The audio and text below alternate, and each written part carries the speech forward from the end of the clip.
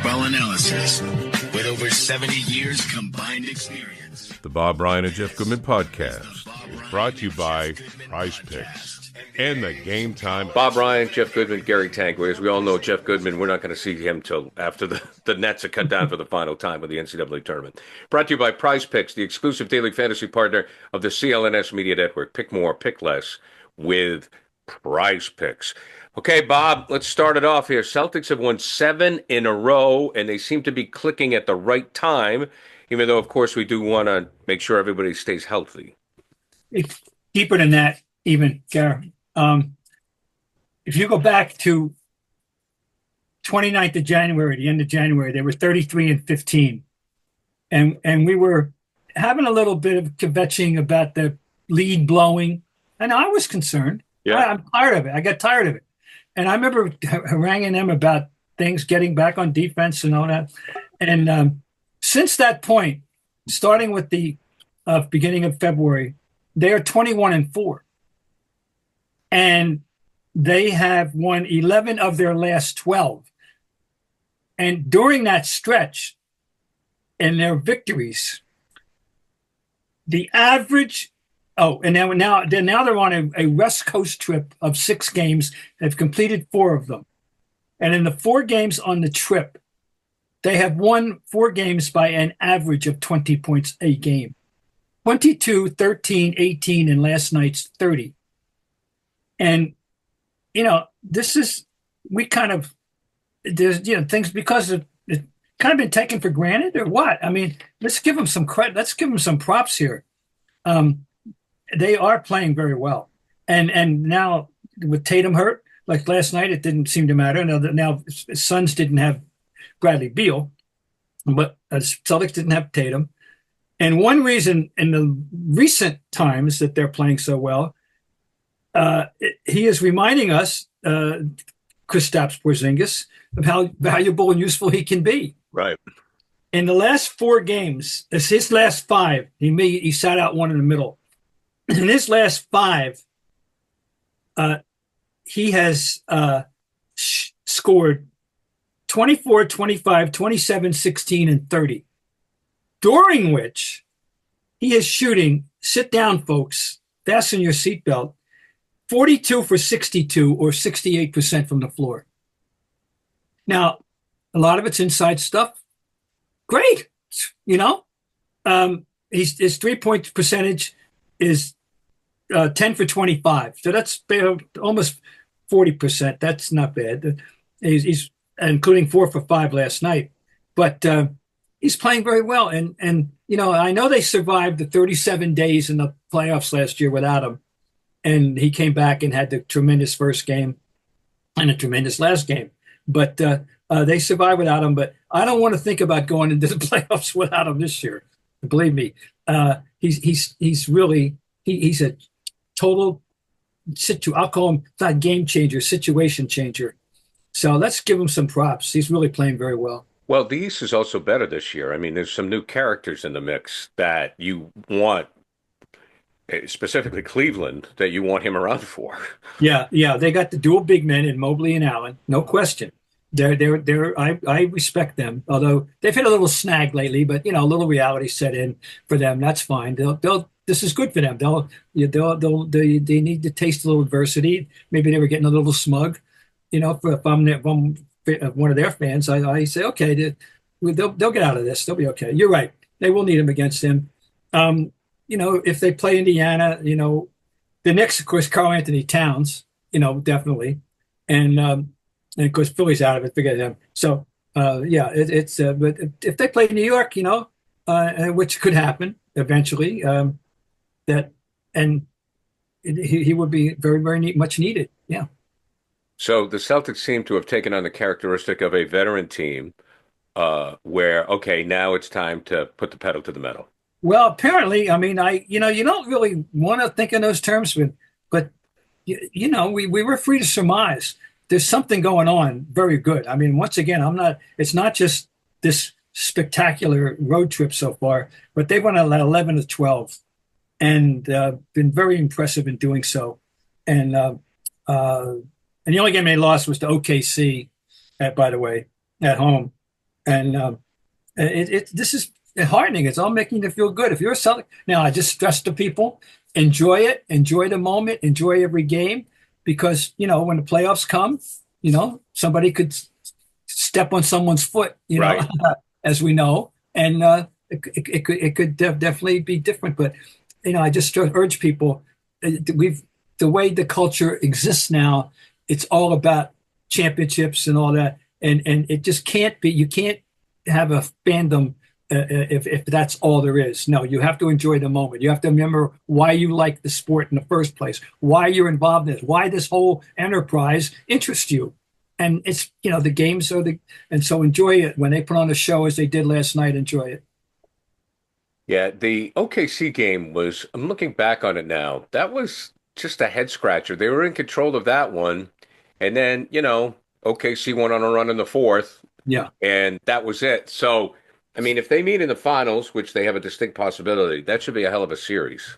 Oh, it could be very well there. Oh, you got to take them seriously, of course. And SGA is right now. You got to say best guard in the league at the moment, and they're sure. I give them credit. I give them credit for recognizing what they needed and then went out and doing it, and that is beefing up in the middle and getting Hartenstein. Right. People, he's not a star, he's not an all-star, but he's a load, and he's an important player, and he's something they needed, and he's given them exactly what they needed. So have you ever seen a Celtic team, or I'll say a team just in general, that can look so great and so unbeatable at sometimes, and then at other times go, what is going on? Well, part of it's the 3-point. Part of it is the 3-point thing. Right. That when they're making them as they were in the beginning of the game last night, nobody beats them. Fine. And then and that's why you always have to remember you got to have Plan B. And they do have options of Plan B. A couple of them. One is that they can put the ball in the hands of Tatum and say and Brown, say go to the basket. You've got guards that can play, that know how to play, and now you got the 7'3" guy who can play inside or out. And just don't want to forget that he can play inside, not just out. You have to remember that. But they're so in love with the three, and it is. And when they're going well, and they have so many guys that can make it. But I hear last night I was listening on radio in the second half, and at one point when Horford scored, apparently he was the fifth guy with 100 threes on this team, and this year. I mean, and they go deep. They come off the bench with 2 3-point shooters, and Hauser and Pritchard. And that's their raison d'etre. Both of them, right. And they come off the bench with that. So if your starters are cold, you might get a boost from them. And by the way, Sam Hauser is growing before our eyes as an all-around player. Pritchard, he's already been there, but he's there. But Hauser's getting there too. A very strong asset, a very nice asset to have coming off your bench.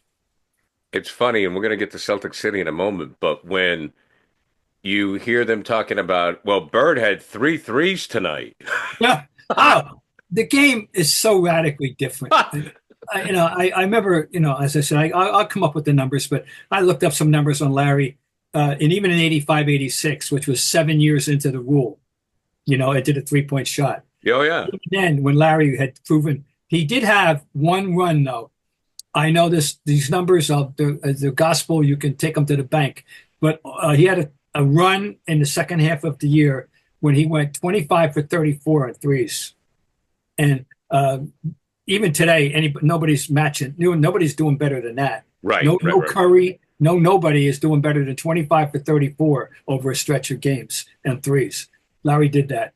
But I bet we can I will look it up for you before I will have the numbers at my disposal. That's a tease for next week, Bob. All right. No, but I want to come. I'll let you know what the most threes he ever took in a game next time we meet. How's that? Yeah. Okay. Because I'm curious to myself to know. We will continue with Bob Ryan, talk about Celtics City coming up in just a moment. And he has a very Emotional. I don't know. A very interesting experience that he saw in Game 4. Bob's going to talk about that coming up. First, brought to you by Prizepicks, the best place to get real money sports action with over 10 million members and billions of dollars in award winnings. Prizepicks has made daily fantasy sports accessible to all. You pick more or less and at least 2 players for a shot to win up 1,000 times your cash. Run your game all season long on Prizepicks. Well, springtime is here and baseball season. Bob Ryan's other favorite sport is officially underway. Don't miss your chance to add your favorite players for the diamond in your Prizepicks lineup, whether it's strikeouts, RBIs, first inning runs. Take your pick, more or less, for your shot to win up 1,000 times your cash today, or 1,000 times your cash today. Yes, like you said. Sign up today and get $50 instantly when you play $5. You don't even need to win the $50 bonus. It's guaranteed. So, what do you think? Aaron Judge for more than 1 home run? How about Glass now? More than 4 hits allowed? What do you think about Ohtani? More than 1 home run? I mean, with Ohtani, you can go both ways, pitching anything, right? I mean, take your pick. All right. So the second half of the basketball season is here. The push for the playoffs is heating up at Prizepicks, the best place to get cash in all your favorite sports. So download the app today. Use code CLNS to get $50 instantly after you play your first $5 lineup. Download the app today. Use code CLNS to get $50 instantly after you play your first $5 lineup. Prizepicks, run your game. Okay, Celtics City. This is right in your wheelhouse. Episode 4. I have heard from a lot of friends. They thought it was the best one yet. Well, they're awful good. It's hard to rate them. I thought this was interesting, of course, because it gets us into Larry and gets us into the first championship, and gets us into Bill Fitch, the interesting saga of Bill Fitch. It gets us, it's terrific, and the whole thing continues to be really, really compelling and really, really, really well done. So, yeah, no question. Very, very enjoyable. Yeah. So, but let's. There's a lot that you want to discuss here. Let's. Well, all right. Let's go. You started off where you want to go first. Well, they made a big deal, and I really we try. I want to say this as one of the journalists involved, at the time, I wanted to be very careful about the Great White Hope thing. I wanted to be I didn't want to really get involved in that. I wanted to pretend that didn't exist out there, and it did exist, but I didn't want any part of it. Okay, I know that personally, and Larry didn't really want any part of it, but it wasn't fair to Larry. But it was inevitable. It was going to be a storyline. Was the Great White Hope thing with Larry Bird, and they do emphasize in the they maintain their premise as they present this in the doc is that this was very important to the league. Because the league had gone through a phase in the 70s when one of the theories about why it wasn't taking off the way people thought it should was that there were, quote, too many black players. Right. And that was out there. There's no question. And Robert Parrish, I won't repeat the word, but I'll say this. He did say something that was accurate, which was that not Robert Parrish. It was Spencer Haywood, excuse me, who, by the way, is a very good interview subject. Oh, he's terrific in this piece. Spencer Haywood is one of the breakout stars in terms of his personality in this whole doc, folks. Is Spencer Haywood? He's terrific. He's great. And anyway, he refers to the fact that when the Knicks, he didn't specifically state, but this is why he said it. The Knicks became the first team with an all-black roster in the history of the NBA one year. The final roster when the season started had 12 black players. And that was the first time that anybody had ever done that in the NBA in the late 70s. And they were referred to as the N-word Bachers. And he used the word. I won't use it. And it's true. They were. And that's where the league was. And there were a lot of people, and America is America. I mean, frankly. So it was, and you can't deny that the appeal, I made a reference to it on one record in this doc about Cowens and why he was the pivotal person in the attendance upsweep of the Celtics in the early 70s after they just won 11 championships in 13 years and still couldn't sell out regular season games, only the playoffs or when the Lakers showed up. Right. Other than that, 7,000 was the norm, 8,000, and they're winning 10, 11 championships. Well, they get a white star and suddenly they're chic. You can't deny it. It happened. Okay? And I can tell you something else, Mikhail. I said this. I did go on record as saying this, so I'm not, I can't walk away from it. That the Garden was, in those days, in the early Mikhail years, the Garden was never more electric than when Kevin McHale blocked that Dr. J shot, because that was a part of the white versus black thing in people's minds. It did exist. But I'm saying it made me creepy. I didn't want to get involved in it. But Yeah, Larry, it's sad. they got Larry talking about it a little bit. How'd you like Larry's revelation? And all the time I talked to Larry, I don't remember him exactly telling me this, specifically about who exactly he was playing against. Larry, for people who don't know, in French Lick, Indiana, is a resort that goes back over 100 years. Right. It's a resort, and swimming pool, golf course, spa, the thing. It's a place to go.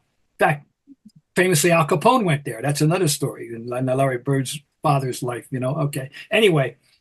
So, Larry was talking about how the workers happened to be black, and they used to play basketball in their spare time. And he made him sure he got himself involved in these pickup games. He said, and they happened to be black. And he said the point for him was they were better players than him, and he wanted to go help improve his game by playing against these better players. In parentheses, who just happened to be black, in close parentheses. He wanted to downplay that's who they were, that they were these right. and these bellmen and these people, cooks, chefs, right. Where waiters happened to be black. But the fact is that he made a big point to go play basketball with them because they were better than him, and they happened to be black. And he said they treated him well. He said he was ingratiated into their community, and Larry was always colorblind. The Larry that I got to meet, the Larry that I knew and know, was always colorblind. And God knows the person he looks up most on this earth is Quinn Buckner. And so Larry's going to have no trouble fitting into the NBA as the great white hope, because he wasn't going to carry him. He was just going to walk and ignore it and with the team. And I'm sure he did. But it was out there. Yeah. Yeah, it's unfortunate but you're right. That's a tough cross to bear. I mean, Larry Bird would just say, "Look, I just want to play basketball." But they made a big deal about that. Okay, all right. So that's number one. Number two, 81, the 81 series. They lost to Philly and 80, and they were just not big enough. And then, of course, we all know one of the two most momentous draft days in the history of the Celtics. The first still has to be Bill Russell. I'm sorry, but this was an incredible day of draft day in 1980. And I know they got me in there saying it, and I did. I was petrified with the first pick they were going to take, Joe Barry Carroll. Right. Who I wanted no part of, having seen him up close and personal. You made that abundantly clear. I wanted no part of Joe Barry Carroll. And so when they walked away that day with Robert Parrish and Kevin McHale for the first and 13th pick in the draft, 13th pick, by the way, turned out to be Ricky Brown. People don't remember Ricky Brown. Okay. Now, I got to tell you something. Puffing myself up here a little bit, it just so happened. More than once, at least once, I think more than once, when I would have a morning coffee or breakfast with Fitch on the road, which I would quite often, okay? And he once said, and I can hear this in my head, "I'd love to get my hands on that Robert Parrish," unquote. This is like out of nowhere, just talking about the NBA and stuff. And maybe it was after they had just played the Warriors or whatever. I don't know. He said it, which always led me to believe it was him, not Red. It was he put that bug in Red's ear. I want to get that guy. We should get that guy. Right. I don't know to what extent Red, stop this. I don't know to what extent Red personally endorsed or knew or had a feel for Robert Parrish. I don't know. We'll never know. He'll get the credit always, But I'm telling you that I know that Bill Fitch wanted that guy and identified him. And we know what he told me too? He could run up and down. He wasn't being exploited properly. Al Alice wasn't using him right. That's what he was telling me. And I tell you this personally, in I think it was 86, Dave Gavitt was the coach of, I think it was the Pan Am team. Okay. They trained in Rhode Island. I think it was a community CCRI, community college in Rhode Island. And I went down to see them. And I didn't know anything about it. I knew this guy from Centenary, Robert Parrish, 7-footer.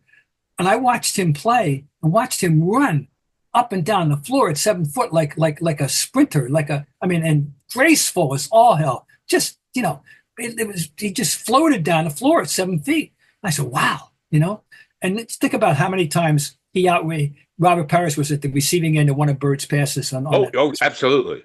I mean, I remember one night he just ran Artis Gilmore into Chelsea. I mean, he just ran him. Oh my God, all night long. Anyway, I'm just saying. So that momentous draft day, and next thing you know, they're in the finals and they win in '81. But they did properly identify the Philadelphia series and the Philadelphia rivalry.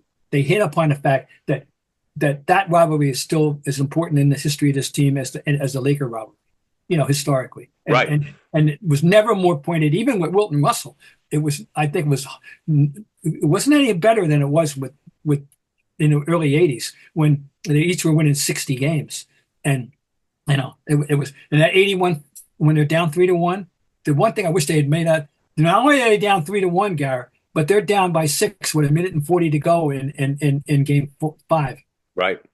And they pull it out and win the last 3 games to win the last by 2-1. How's that for living on the edge? But they did it. And they did get the great play by McHale, the block on Andrew Toney, got the block on Andrew Toney in game 6 and he retrieved it himself too, that saved that game. And then, of course, game 7, they got Larry on the bank shot, which to this day he'll never be able to explain why he banked it, because that wasn't what he did. He wasn't a banker. But for some reason, the most important shot he was to take at that point in his career, he just came down and casually banked it from 18 feet. And he wasn't a banker. The one thing he did stress in this, though, was he wanted the ball. Oh, yeah. He wanted the ball. I'm the one, he said. I love the little, sometimes the bravado, he's not that way, but he knows who he is. He said, I'm the one that spent 1,000 hours taking all those shots, not the other guys. Right. That's why I should have taken the shot. Well, damn it, if he didn't take it and make it. Right. Oh, yeah, absolutely. But yeah. he says this. It's great to hear him say that. Well, he thinks it, and he's always been a man of few words. But, yeah. I mean, he's extremely confident. I do want to continue on Fitch and what happened in '83 coming up. Oh, yes. I'm going to tell you about Gametime. Gametime, the app's great. Just go on. I got the app on my phone. Get the GL and the white background, and you can get tickets to wherever you want. You can also customize your app so you have Gametime picks. It makes you getting tickets easier to see your favorite teams play live. They filter out all the fluff, so you only get incredible deals on great seats, so you don't have to waste time searching through thousands of tickets. Plus, they have the super deal, which is the best deal at that particular moment on the app. So check it out. Gametime Picks. Curation makes it easier to save more on sports, concerts, comedy, theater, and so much more. Yep, not just sports, but you can also see great shows like at the Wilbur in Boston or the Schubert, or you can go see the Celtics and the Bruins at the Garden, or if you're traveling, you can just click it over to New York and see what's happening at Madison Square Garden. Also, all-in pricing. You see all the numbers up front. No surprises at checkout. Seat views, so you know what you're getting when you buy the seat. You see the panoramic view from your seat, so you know what you're getting. And also, Gametime is the lowest price guarantee. They'll credit you 110% of the difference, and your purchase is covered by the most flexible customer service policy in the ticketing industry. Download the Gametime app today. Create an account. Use code CLNS for $20 off your first purchase. Terms apply. Again, create an account. Redeem code CLNS for $20 off. Download Gametime today. What time is it? It's game time. Okay, Bob, let's there was also a lot of things I learned about 1983 where, Fitch, the headline was the Celtics, they were burned out. But I left watching this very disappointed in that team because you've talked about it. I mean, they just flat out quit. And they've gotten a free pass for that. In the doc, I guess it's Robert particularly stressed that they blew an opportunity. That team, but here's what I remember this. I've been saying, Gary, for 40 years now, and it was nice to have it vindicated by right out of the horse's mouth that everybody quit on Fitch that mattered other than Larry. Right. He wore them out finally. Now you back up to when they introduced Bill Fitch as the coach, and they introduced him as the ex-Marine, and Fitch is talking about the discipline stuff and all that. And okay, so we all lived through that, and I can. There's so many things about Bill Fitch that we can get some other day, everything about him, but he wore out people. Robert talked about how after one game they had done, and all he did was go down what everybody did wrong when they thought that he should be coming in and talking them how wonderful they were, and he went down, annotated every player, everything he did wrong. Bill, here's the thing: Larry didn't care. Right. Larry Bird, folks, respected and authority. And he wanted to be coached. And Larry Bird happens to like authority. He likes military. He likes policemen. He's had friends in the police forces, places. He respects authority. He had no trouble. Then again, he's Larry Bird. He wasn't going to get yelled at as much as anybody else, but he did get yelled at apparently by Bill. Still, he wore them out. And here's the thing about Bill Fitch. Yes, he could be a great coach, but he only had one plan as A. He didn't have plan B. I think a coach has to be able to shift gears at times. And I know a lot of coaches Red treated them all differently. Red didn't. It wasn't a Lombardi one way, my way, or the highway. Bill Fitch was pretty much a Lombardi type of one my way or the highway. Okay, he wore out Ernie D in a short period of time. He didn't want to come back here. He wore out Pete Maravich. He quit rather than come back and play for Bill Fitch. That's what happened here, folks.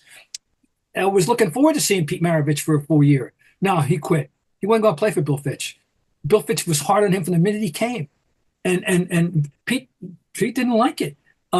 So, yeah, 83, that was the story. But Larry didn't quit. But here's the other part that they didn't mention. Larry was sick, missed the game.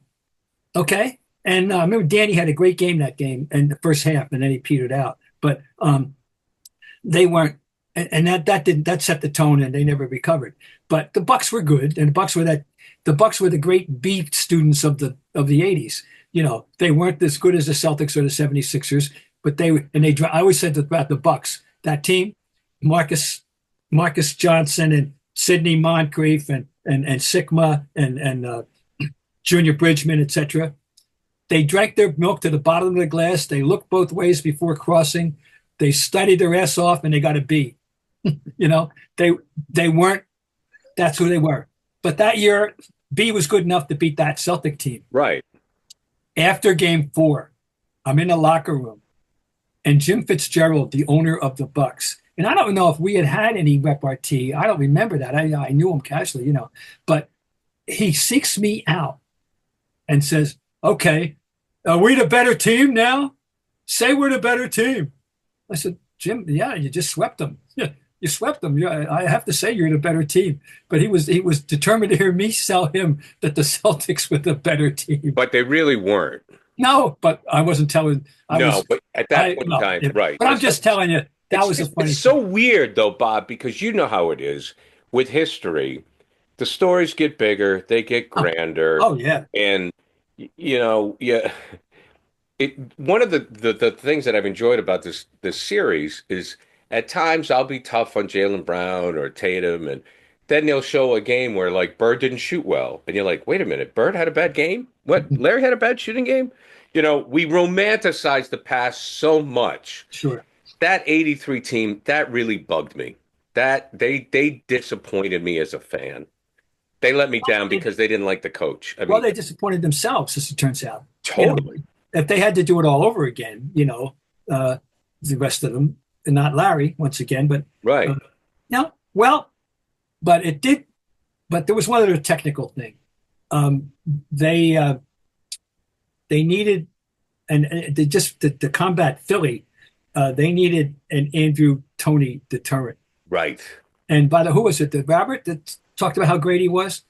Andrew Toney, in my belief, and I've said this and I'll say this is the 1,001st time, is the greatest forgotten player in NBA history. I agree. The best player that people don't remember, and his career ended quickly because of bad feet.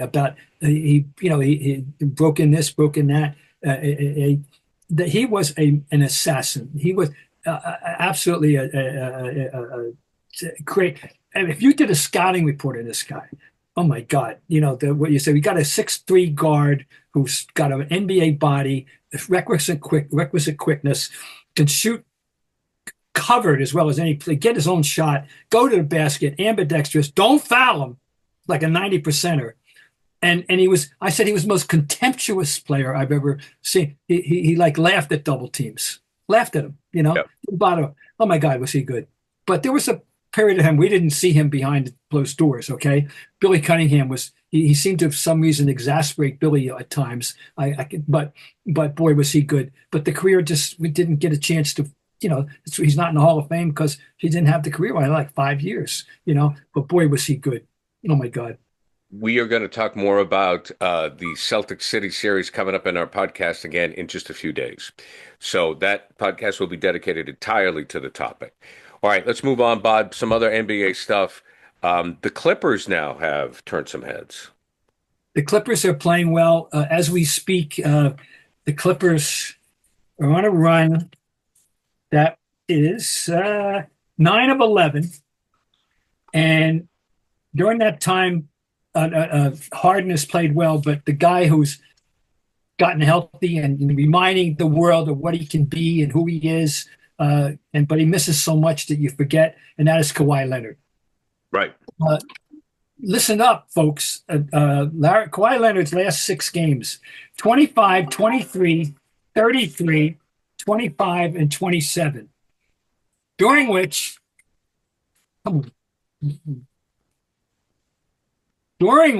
sorry, folks, he has shot 10 for 18, 10 for 20, 9 for 12, 12 for 19, 9 for 16, and 11 for 21, which is 61 for 96, 63% from the floor.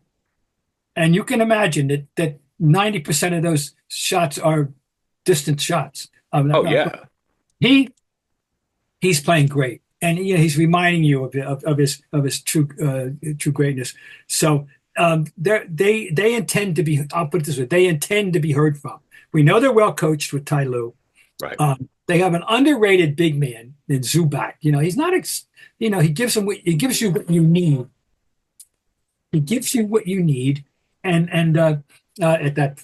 So yeah, and it's interesting now because we've got 2 stories circulating in L.A., which is good for the league, good for the world. They could theoretically have a confrontation before they get either one gets to the finals, and that could be a lot of fun. And for this year, it wouldn't be in the same building. Somebody would be a road team, a true road team, have to go across town. What do they call that? A freeway series? Yeah, I mean, it wouldn't be far from downtown to the Inglewood of the new building. But yeah, that would be fun.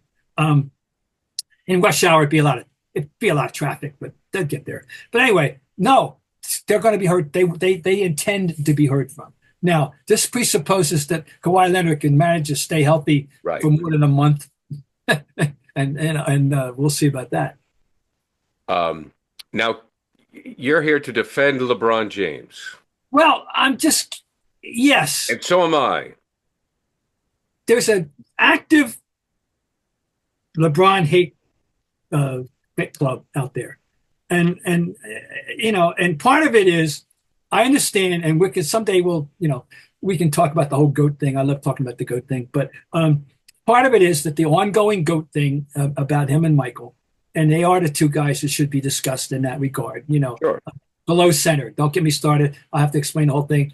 That's right. We got it. Put the centers on the side. We're talking about below center players, all around players, who's the greatest GOAT and all that. Okay, so the Michael adherents are looking for ways. They just can't praise Michael. They got to go knock LeBron. It's much more than the other way around, because there's not much you can not say bad about Michael as a player that I can think of. I can tell you that. Well, he had to learn how to share. I'll give you that. But once he did, oh boy.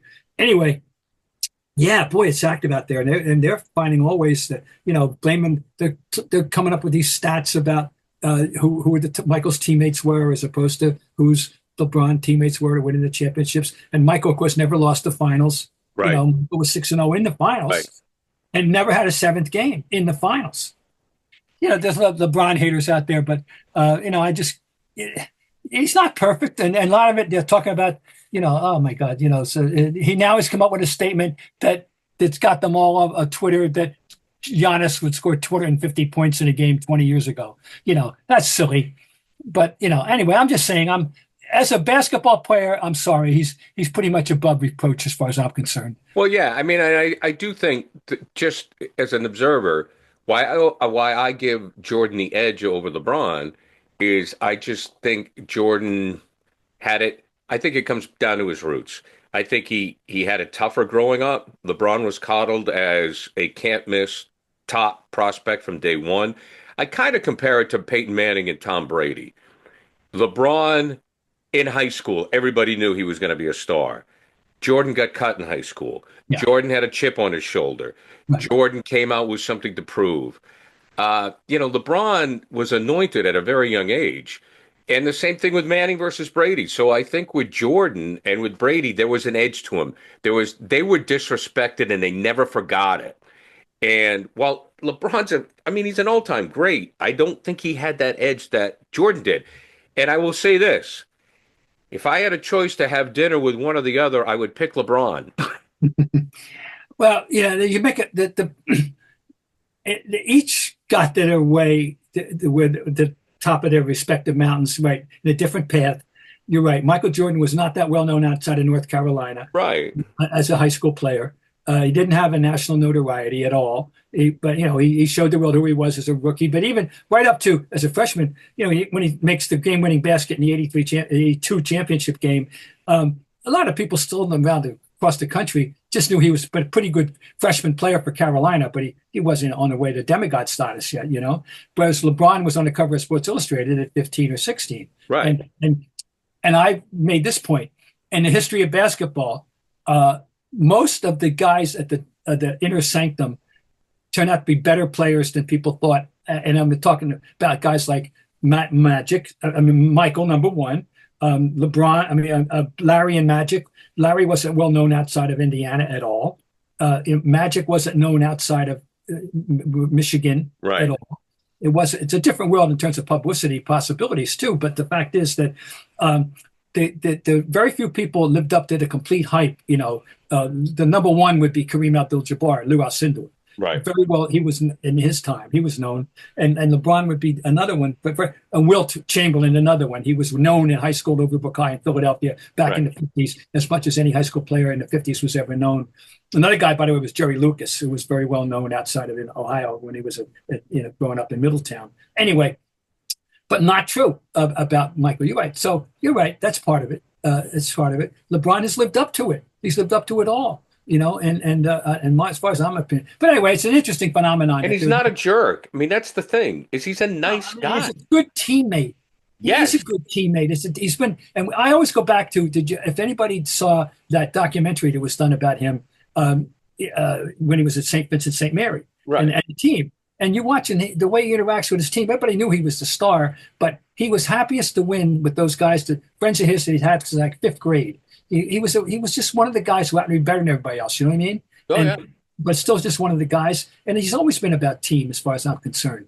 And the way he's going to bring out the best in Luka, I'm telling you, he's going to make this thing work for them. They're going to be heard from too. And LeBron's going to have a big role in it. And as we end this segment, Bob,